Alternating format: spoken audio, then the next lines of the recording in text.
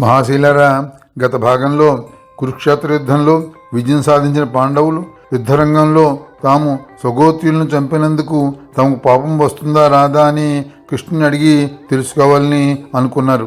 శ్రీకృష్ణుని యొక్క మనోగతం తెలుసుకోవాలని, శ్రీకృష్ణుని ఎవరిని అడగాలని అనుకుని పాండవులందరూ బయలుదేరి శ్రీకృష్ణుని వద్దకు వెళ్ళినట్లుగా తెలుసుకున్నాం. అటుపై ఏం జరిగిందో ఈ భాగంలో తెలుసుకుందాం. అనంతరం పాండవులందరూ వచ్చి శ్రీకృష్ణుని కలిశారు.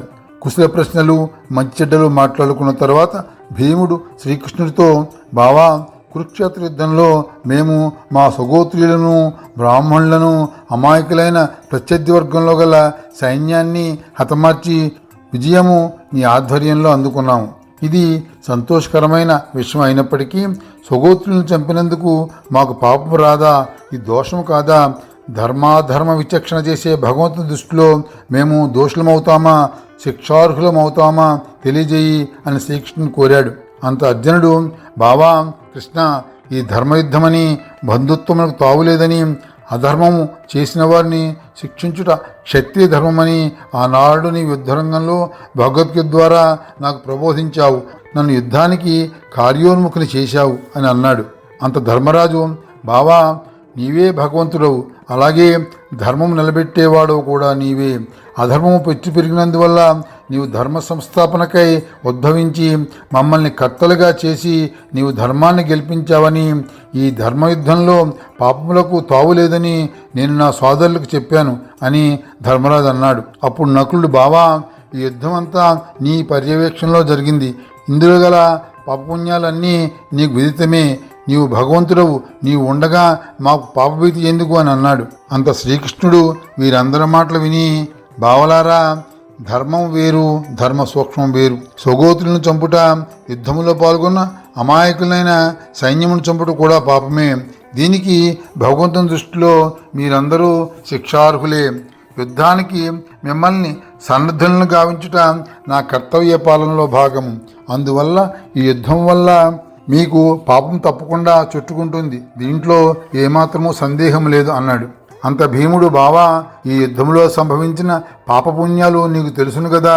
నీవు భగవంతుడు కాబట్టి మా పాపములను పోగొట్టి మా పాపభీతిని పారద్రోలుము అని శ్రీకృష్ణుని అభ్యర్థించాడు. అప్పుడు శ్రీకృష్ణుడు, ధర్మరాజా, పాపములను పోగొట్టే శక్తి గలవాడు లయకారకుడైన శివుడు మాత్రమే.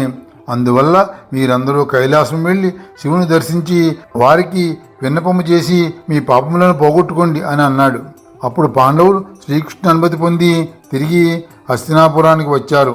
పాండవులు తర్జన భర్జన చేసుకుని కైలాసానికి వెళ్ళి శివుని దర్శించి తమ పాపములను ప్రక్షాళన కావించుకోవాలని అనుకున్నారు. అంత పాండవులు ఈ విషయాన్ని ద్రౌపదికి తెలియజేసి కైలాసానికి బయలుదేరారు. కొంత దూరం పయనించిన పిదప పాండవులకు దారిలో నారదుడు కనిపించాడు. నారదుడు, పాండవులారా ఎక్కడికి వెళుతున్నారని పాండవులను ప్రశ్నించాడు.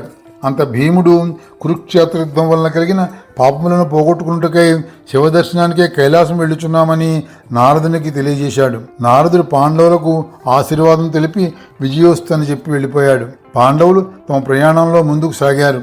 అటుపై నారదుడు ఒక క్షణమైనా ఆలస్యం చేయకుండా కైలాసానికి వెళ్ళాడు. శివునితో పాండవులు రాకూర్చి వారు ఎందుకు వస్తున్నారో కూడా శివునికి తెలియజేశాడు. నారదుడు వెళ్ళగానే శివుడు ఈ విషయం గురించి ఆలోచించాడు. తన దర్శనంతో చేసిన పాపాలను పోగొట్టుకోవాలని పాండవులు అనుకోవడం సరికాదని అనుకున్నాడు. శివునికి పాండవులకు తన దర్శనమిచ్చి వారి కోరికలను తీర్చుటకు మనస్కరించలేదు. పాప ప్రక్షాళనకు కేవలం శివదర్శనం ఒక్కటే మార్గం కాదని తలపోశాడు. అందువల్ల కైలాసం వదిలి కొంతకాలం వేరే చోటకు వెళితే మంచిదని శివుడు భావించాడు. అనంతరం శివుడు నందివాహనం ఎక్కి కైలాసం వదిలి వెళ్ళిపోయాడు. పాండవులు కైలాసం చేరుకోగానే అక్కడ గల శివుని సేవకుడు శివుడు కైలాసంలో లేడని, ఎక్కడికో వెళ్ళాడని, ఎక్కడికి వెళ్ళాడో తనకు తెలియదని అన్నాడు. అప్పుడు పాండవులు శివుడు తమకు దర్శనమిచ్చుడికి ఇష్టం లేక కైలాసం వదిలి వెళ్ళిపోయాడని అనుకున్నారు. ఎలాగైనా శివుని దర్శించాలని నిర్ణయించుకున్నారు. కైలాసం వదిలి వచ్చిన శివుడు మెల్లగా గుప్తకాశీ చేరుకున్నాడు. అక్కడ కొండపై గల ఒక దేవాలయం ముందు కూర్చుని తపస్సు చేసుకోసాగాడు. శివుని వెతుకుతూ పాండవులు కొండలు గుట్టల మీదుగా వెళుతున్నారు. పాండవులకు దారిలో మరలా నారదుడు తారసపడ్డాడు. పాండవులు తమకు శివుని దర్శనం కాలేదని, కైలాసంలో శివుడు లేడని అన్నారు. పాండవులకు నారదుడు శివుడు ప్రస్తుతం గుప్తకాశీలో ఉన్నాడని తెలియజేశాడు. అంత పాండవులు మెల్లగా గుప్తకాశీకి పయనమయ్యారు. లోక కళ్యాణకారకుడైన నారదుడు ఈ యొక్క సంఘటన ద్వారా లోకానికి మంచి చేయాలని తలపోశాడు. పిమ్మట మెల్లగా నారదుడు గుప్తకాశీకి బయలుదేరి వెళ్ళాడు. శివునికి నమస్కరించి శివునితో పాండవులు గుప్తకాశీలో శివుని దర్శించేందుకు వస్తున్నారని తెలియజేసి నారదుడు వెళ్ళిపోయాడు. పాండవులకు తన దర్శనం ఇవ్వకూడదని నిర్ణయించుకున్న శివుడు ఇక వేరే మార్గం లేక గుప్తకాశీ నుండి బయలుదేరి హిమాలయ పర్వత ప్రాంతం వైపు వెళ్ళిపోయాడు. పాండవులు గుప్తకాశీ వెళ్ళారు. అక్కడ గల ఆలయ పూజారి శివుడు కొంతకాలం ఇక్కడే ఉన్నాడని, కొద్ది రోజుల క్రితం ఇక్కడి నుండి వెళ్ళిపోయాడని, ఎక్కడికి వెళ్ళాడో తనకు తెలియదని చెప్పాడు. శివుడు తమకు దర్శనం ఇవ్వడానికి సుముఖంగా లేడని పాండవులు నిర్ధారించుకున్నారు. ఎలాగైనా శివుని దర్శనం సాధించాలని అనుకున్నారు. అలసిపోయి అరణ్యంలో సేదతీరుతున్న పాండవుల వద్దకు నారదుడు వచ్చాడు. పాండవులు నమస్కరించి శివుని జాడ తెలియజేయమని నారదుని కోరారు.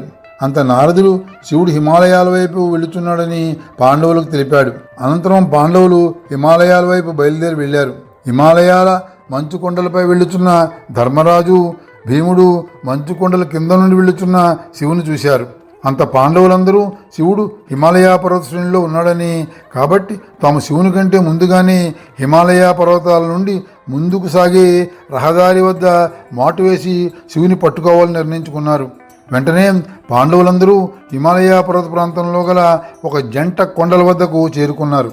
ఆ జంట కొండల వద్ద శివుని రాక కోసం పాండవులు వేచి చూడసాగారు. ఇంతలో శివుడు ఆ ప్రాంతం చేరుకుని దూరం నుండే పాండవులను గమనించాడు. ముందుకు వెళితే పాండవులు తనను పట్టుకుంటారని వెనుకకు మరలాడు. మంచు కొండల వద్ద కూర్చుని ఆలోచించసాగాడు. శివునికి ఒక ఉపాయం తోచింది. అక్కడ కొన్ని ఆవులు మేత మేస్తున్నాయి. నందీశ్వరుని పిలిచి ఆ ఆవుల మందలో కలువమని చెప్పాడు. ఇంతలో నారదుడు అక్కడికి వచ్చాడు. శివుడు నారదునితో తాను నందీశ్వరుని రూపంలో ఆవుల మందలో కలిసిపోయి ఆవుల మందలతో పాటు ఆ జంట కొండలను దాటి ముందుకు సాగుతానని అన్నాడు. ఇది చాలా మంచి ఉపాయం, వెళ్ళండి, జాగ్రత్త సుమా అని నారదుడు శివునికి చెప్పి వెళ్ళిపోయాడు. శివుడు ఆవుల మందలో కలిసిపోయిన నందీశ్వరునిలో ప్రవేశించాడు. ఆవుల మంద జంట కొండల వద్దకు చేరుకుంది. ధర్మరాజు, భీమసేన, ఈ జంట కొండలనెక్కి వచ్చే ఆవులను జాగ్రత్తగా పరిశీలించు. ఏదైనా గోవులో తేడా గమనిస్తే ఆ గోవును నీ కాళ్ళతో బంధించు అన్నాడు. అన్నగారి ఆదేశంతో భీముడు 2 కొండల మధ్య భారీ కాయంతో నిలబడ్డాడు. అక్కడికి వచ్చిన ఆవులు భీముని 2 కాళ్ల మధ్య నుంచి ముందుకు సాగుతున్నాయి. అంత ధర్మరాజు, భీమసేన, ఈ ఆవుల గుంపులో ఒక ఆబోతు కనబడుతోంది, జాగ్రత్తగా పరిశీలించి ముందుకు వదులన్నాడు. ఆవులు ఒక్కొక్కటి భీమసేనుని 2 కాళ్ల మధ్య నుంచి ముందుకు వెళ్తున్నాయి. ఆ ఆబోతు వంతు ఇప్పుడు వచ్చింది. ఆ మంద మధ్యలో గల ఆబోతు కూడా భీమసేనుని కాళ్ల వద్దకు వచ్చింది. ఆ ఆబోతు పోకడలు నందీశ్వరుని వలె గంభీరంగా, ఇతర సామాన్య ఆబోతుల వలె కాకుండా ఉన్నట్లుగా భీమసేనునికి కనబడ్డాయి. అన్ని ఆవుల్లో ఆబోతు ఒక్కటే ఎందుకు కలిసింది అని అనుకుంటూ ఆ ఆబోతును అటకాయించాలని భీముడు నిర్ణయించుకున్నాడు. ఇంతలో ఆ ఆబోతు కంగారుగా భీమసేనుని కాళ్ల మధ్యలో ప్రవేశించి ఆ కాళ్ల మధ్య నుండి ముందుకు సాగబోతోంది. ఆబోతు ముఖము ముందుకు వెళ్ళిపోయింది. ఆబోతు నడుముపైన గల మూపురము, వెనుక భాగము ఇంకా మిగిలి ముందుకు కదులుచుండగా భీమసేనుడు ఒక్కసారిగా ఆబోతు మూపుర భాగాన్ని తన 2 కాళ్ల మధ్య బంధించాడు. క్షణాల్లో ఆ ఆబోతు మూపురము, వెనుక భాగము ఏకశిలగా మారిపోయింది. అంత పాండవులు ఆ శిలను చూచి అది శివుని చమత్కారమే అని తెలుసుకుని ఆ శిలకు భక్తితో నమస్కరించారు. అంత నారదుడు అక్కడికి చేరుకొని, పాండవులారా, మీరు ఎంతో ధన్యులు. శివుని నిజ స్వరూపమును ఆబోతు రూపంలో పరోక్షంగా దర్శించారు. శివుడు జ్యోతిర్లింగ స్వరూపుడుగా ఇక్కడ వెలుగుటకు మీరు కారణభూతులయ్యారు. ఈ సత్కార్యం వల్ల మీరు కురుక్షేత్ర యుద్ధరంగంలో చేసిన పాపాలన్నీ నశించిపోయాయి. ఇక్కడ వెలసిన శివుని పేరు కేదార్నాథుడు. ఈ ప్రాంతం కేదార్నాథ్ అని పేరుతో విలసిల్లుతుంది. చరిత్రలో మీ ఖ్యాతి చిరస్థాయిగా నిలిచిపోతుంది అని చెప్పి నారదుడు పాండవులను ఆశీర్వదించి వెళ్ళిపోయాడు. పాండవులు సమీపంలో గల అలకానంద నదిలో గల నీళ్లు తెచ్చి శివునికి అభిషేకం జరిపి పువ్వులతో పూజించారు. పిమ్మట పాండవులు అక్కడ శివునికి ఒక ఆలయం జ్యోతిర్లింగం చుట్టూ అక్కడ గల రాతితో నిర్మించారు. ఈ విషయం తెలుసుకున్న హిమాలయంలో తపస్సు చేస్తున్న ఋషులు ఆ ప్రాంతాన్ని చేరుకుని కేదార్నాథ్ని దర్శించారు. పాండవులకు తమ ఆశీర్వచనములు పలికారు. ఆ ఋషిపుంగవులకు ఆలయ బాధ్యతలు అప్పగించి పాండవులు తిరిగి హస్తినాపురానికి బయలుదేరి వెళ్ళారు. కేదార్నాథ్ శివలింగం అన్ని శివలింగాల వల్లే కాకుండా ఆబోతు మూపురంతో పాటు వెనుక భాగాన్ని పోలి ఉంటుంది. ఇక్కడ శివుడు స్వయంభూగా వెలశాడు. ఈ జ్యోతిర్లింగం మంచు కొండల మధ్య ఉత్తరాఖండ్ రాష్ట్రంలో ఉంది. కేదారము అంటే హిమగిరుల మధ్య గల ప్రాంతము, నాథుడు అంటే భగవంతుడు. అందుకే వీరికి కేదార్నాథుడు అని పేరు వచ్చింది. కేదార్నాథుని దత్తాత్రేయుడు, శంకరాచార్యులు వంటి ఎంతో మంది ప్రముఖులు దర్శించారు. ఇక్కడే శంకరాచార్యులు వారు సమాధి చెందారు. ఈ క్షేత్ర దర్శనం ఒక దివ్య అనుభూతిని కలుగజేస్తుంది. కేదార్నాథుని దర్శిస్తే సర్వపాపాలు నశించి మోక్షం దొరుకుతుంది.